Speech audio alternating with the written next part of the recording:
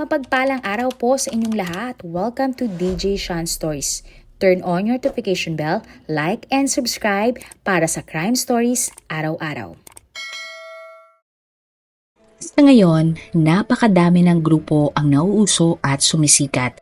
Katulad nga ng BINI, SB19, K-pop at marami pang iba. Pero noon, ang madalas lang sumikat ay iisang tao o ang tinatawag na solo artist. Sa Indonesia, isang singer ang mabilis na sumikat, subalit sa hindi inaasahang pangyayari. Lahat ay biglang naglaho. Ang babaeng singer ay kinilalang si Alda Risma Elfriani o tawaging nating Abby, 24 years old. Si Abby ay ipinanganak ng November 23, 1982 sa West Java, Indonesia. Pangatlo si Abby sa 8 magkakapatid. Masayahin, masipag at mabait. Ganyan ilarawan si Abby ng mga nakakakilala sa kanya. Taong 1991, habang nag-aaral si Abby, napagalitan siya ng kanyang teacher sa klase. At bilang parusa, pinakanta siya ng kanyang teacher. Nagulat ang lahat dahil sa ganda ng boses ni Abby. Maging ang teacher ni Abby ay namangha sa ganda ng kanyang boses. At dahil sa ganda ng kanyang boses, isinali si Abby ng kanyang teacher sa isang singing contest. Mapalad naman na nanalo si Abby at itinanghal pang ang champion. Hindi nagtagal, may mga nakadiskubre sa galing ni Abby sa pagkanta. High school pa lamang si Abby ay nagsimula na siyang sumikat. Nakasama niya ang bandang Code Red at kinanta nila ang kanta na We Can Make It. Pumatok ang kantang ito kaya mas nakilala si Abby sa buong Indonesia. Napili din si Abby na maging singer ng theme song ng isang soap opera. At ng June 1998, nang tuluyan na ngang umarangkada ang solo career ni Abby. Inilabas niya nga ang kanyang original song na kantang Aku Tak Biasa. Nagustuhan ng maraming taga-Indonesia at Malaysia ang kanyang kanta. Kaya nang taon ding yon ay binigyan ng award si Abby ng Best Pop Female Solo Artist. Taong 2001 naman nang inilabas ni Abby ang una niyang album. Naging parte din si Abby ng soap opera na Kesusian Prastati. At makalipas ang 2 taon, inilabas ni Abby ang pangalawa niyang album na may title ng Kupiliyang Mana. Nagkaroon din si Abby ng 3 pang mga soap opera. Nagtuloy-tuloy ang kasikatan ni Abby at naglabas pa siya ng mas maraming mga kanta. Sa isang party, nakilala ni Abby ang lalaki na si Ferry Surya Perkasa o Fred, 29 years old. Aktibo si Fred sa kanyang relihiyon na Buddhism. Nagsisilbi bilang isang Buddhist monk si Fred. May asawa at mga anak na si Fred ng mga panahon na iyon. Bukod doon, may mga negosyo si Fred sa iba't ibang lugar sa Indonesia. Pero naging malapit sa isa't isa sina Abby at Fred. At hindi nagtagal, nagsimula na ang bawal nilang relasyon. Pero makalipas ang ilang buwan, nahuli si Fred at Abby ng asawa ni Fred. Subalit ayon kay Fred, wala naman daw ginawa ang kanyang asawa at hinayaan lang siya na makipagrelasyon kay Abby. Hanggang sa tumagal ng ilang buwan ang relasyon ni na Fred at Abby. Hindi naman alintana ni Fred na mas bata si Abby sa kanya. Madalas din silang mag-date sa iba't ibang mga lugar. Sa kabila ng kasikatan ni Abby, lingid sa kaalaman ng lahat, gumagamit pala ng ipinagbabawal na gamot si Abby. Nalaman ito ni Fred pero hindi siya tumutol sa masamang bisyo ng kanyang girlfriend. Kaya hindi nagtagal, sinubukan na din umano ni Fred ang bisyo ni Abby. December 12, 2006, nag-check-in si Abby at Fred sa Grand Mentang Hotel. Kumuha sila ng isang malaking kwarto at doon ay nag-inom ng alak. Tinawagan ni Fred ang nurse na si Melody na regular na nag-aasikaso kay Abby. Bandang 4:00 ng hapon nang dumating sina Abby, Fred at Melody sa Unit 432 ng hotel. Nakunan pa nga ng CCTV ang kanilang pagdating. Matapos ang pagbibigay ng gamot, hindi pa pinaalis ni Fred si Melody. Marahil ay lulong na si Fred sa kanyang bisyo kaya muli siyang nanghingi ng gamot kay Melody. Pati nga si Abby ay binigyan ulit ni Melody ng gamot dahil sa utos na rin ni Fred. Makalipas ang ilang minuto, pinutusan muli ni Fred si Melody na bigyan ulit si Abby ng gamot. Sa pagkakataon na ito, hindi na pumayag si Melody. Sinabi ng nurse kay Fred na masama na para sa katawan kung masosobrahan sila. Pero bigla na lang umanong nagalit si Fred at siya na mismo ang nagbigay kay Abby ng gamot kahit na tila wala na ito sa tamang katinuan. Hanggang sa nakatulog si Abby at makalipas nga ang isang oras, sinubukan na siyang gisingin ni Fred. Nagtaka ang lalaki dahil hindi bumabangon si Abby. At nang i-check ni Melody ang kalagayan ni Abby, ay nagulat siyang malaman na wala ng buhay si Abby.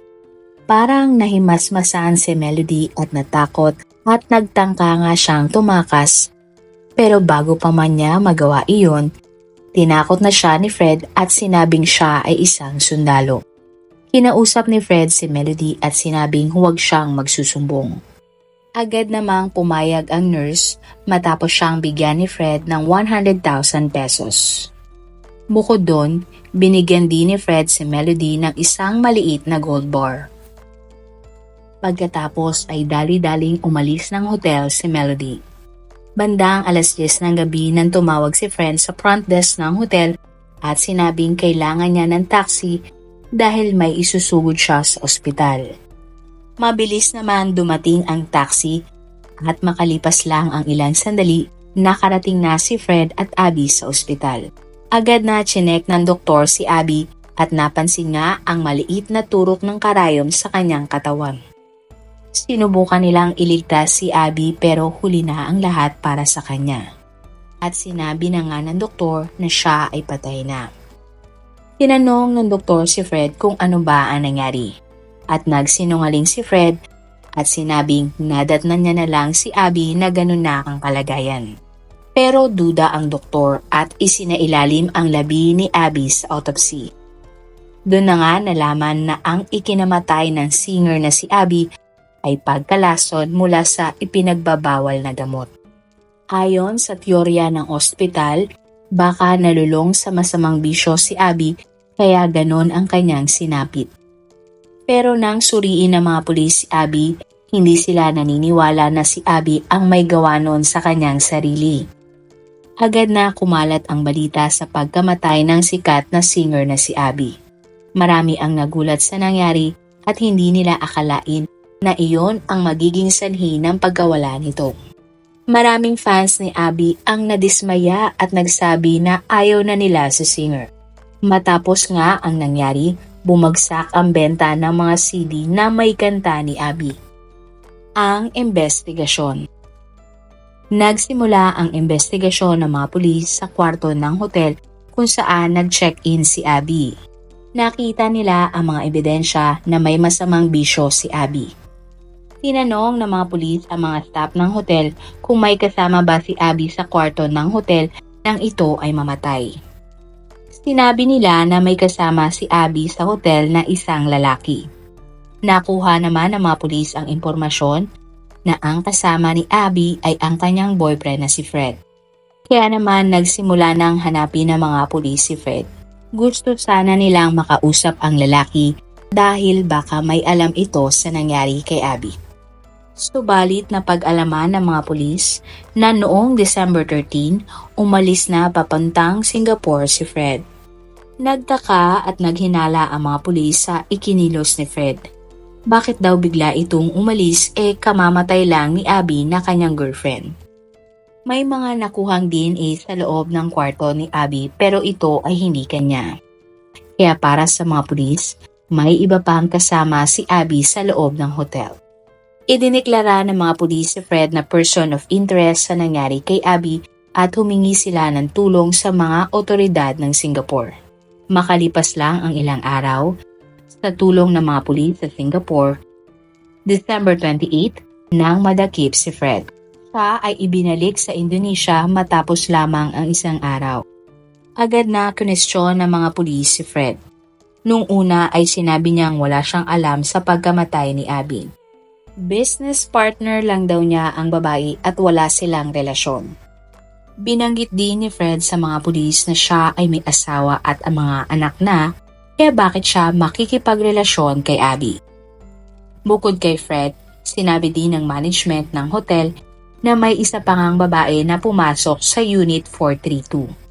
May isang staff naman na nakapansin na ang babae ay umalis bago itakbo sa ospital si Abby at tila nagmamadali. Sinubukan hanapin ng mga investigador ang nasabing babae. Hanggang sa may nakausap nga silang taxi driver sa ospital kung saan isinugod si Abby. Ayon sa driver, may naisakay siyang babae mula sa hotel base sa oras na sinasabi ng mga pulis. Inihatid umano ng driver ang babae sa isa pang ospital. Pinuntahan ng mga pulis ang nasabing ospital at nagtanong-tanong kung meron ba sa mga staff ang nakakilala kay Abby. Hindi na nakatiis pa si Melody at lumapit siya sa mga pulis. Sinabi ni Melody na may alam siya sa pagkamatay ni Abby. Dagdag pa niya, siya ay personal na nurse ni Abby at siya ang nagbibigay sa singer ng ipinagbabawal na gamot. Isinalaysay din ni Melody na si Fred ang nagbigay ng sobrang gamot kay Abby. At matapos nga noon ay namatay ang dalaga. Sinabi din ni Melody na tinakot at binayaran siya ni Fred kaya hindi siya nagsumbong sa mga pulis. Dahil sa inamin ni Abby, inaresto si Fred at kinasuhan ng murder. Siya ay ikinulong habang naghihintay ng trial. Nagsalita naman ang nanay ni Abby sa publiko at dinipensahan ang kanyang anak. Ayon kay Halima, huwag naman daw sanang husgahan ang kanyang yumaong anak. Sinabi niya na nung una hindi kasi nakakatulog si Abby ng maayos dahil sa kanyang trabaho. Kaya sinubukan daw ni Abby ang isang gamot. Pero sa kasamaang palad, inabuso umano ng kanyang anak ang gamot at ito ay naging bisyo. Isiniwalat din niya na sinasaktan umano ni Fred ang kanyang anak. Naniniwala din si Halima na naimpluwensyahan lang si Abby ni Fred. Ayon kay Halima, taong 2005, itinakas umano ni Fred si Abby ng 2 buwan. Hindi umano alam ni Halima kung ano ang ginawa ni Fred sa kanyang anak pero masama ang kutob ni Halima. Pag-uwi umano ni Abby, tila pumayat ang dalaga at hindi na nakaka-attend sa mga singing projects. Ang trial ng kaso. March 29, 2007, nagsimula ang trial ni Fred. Sa trial, umamin si Fred na totoo ang inaakusa sa kanya. Pero idiniin ng sospek na hindi niya sinadya na patayin si Abby. Siguro daw ay epekto ng bisyo kaya hindi alam ni Fred ang kanyang ginagawa ng gabi ng insidente. Sinabi din ni Fred na hindi totoo ang mga sinasabi ni Halima tungkol sa kanya. Dahil ang totoo raw ay may hindi pagkakaintindihan si Abby at ang kanyang nanay. Kaya inalayo na muna ni Fred si Abby. Ayon din sa abogado ni Fred, walang kinalaman ang mga akusasyon ni Halima sa kaso ng kanyang kliyente. Tumistigo naman si Melody laban kay Fred. Sinabi ng nurse sa korte na madalas talaga niyang bigyan ng gamot si Fred at Abby. Matapos ang trial, napatunayang guilty si Fred. At ng August 9, 2007, nahatulan si Fred ng 15 years na pagkakakulong para sa pagpatay niya kay Abby. Hindi naman sang-ayon si Halima sa naging hatol kay Fred. Napakababa umano ng 15 years para sa taong pumatay sa kanyang anak. Umapela ang kampo ni Fred sa Supreme Court tungkol sa kanyang hatol. Nanalo sila at napababa sa 8 years na pagkakakulong ang naging hatol kay Fred. Ayon sa judge, wala namang ebidensya na plinano talagang patayin ni Fred si Abby. Maraming nagtaka kung bakit mababa lang ang naging hatol kay Fred. May mga chismis na kumakalat na binayaran umano ni Fred si Melody para iurong ang kanyang statement. Kaya nang umapila si Fred, napababa ang hatol sa kanya. Bukod kay Melody, binayaran din daw ni Fred si Halima para magbigay ng sulat sa korte na pinapatawad niya si Fred. Kung kayo po ang tatanungin, ano kaya ang magandang title sa ating kwento ngayon? Enough na kaya ang 8 years na pagkakakulong kay Fred o dapat ay habang buhay siyang makulong?